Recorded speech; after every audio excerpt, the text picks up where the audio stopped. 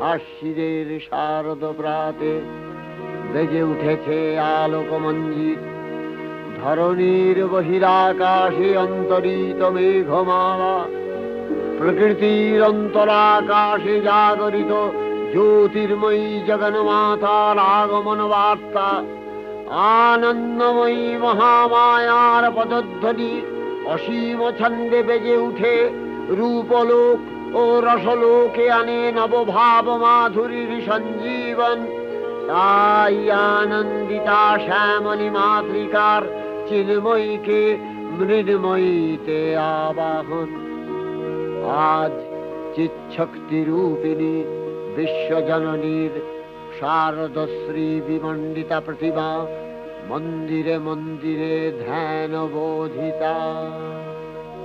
সিংহস্থা শশিশেখরা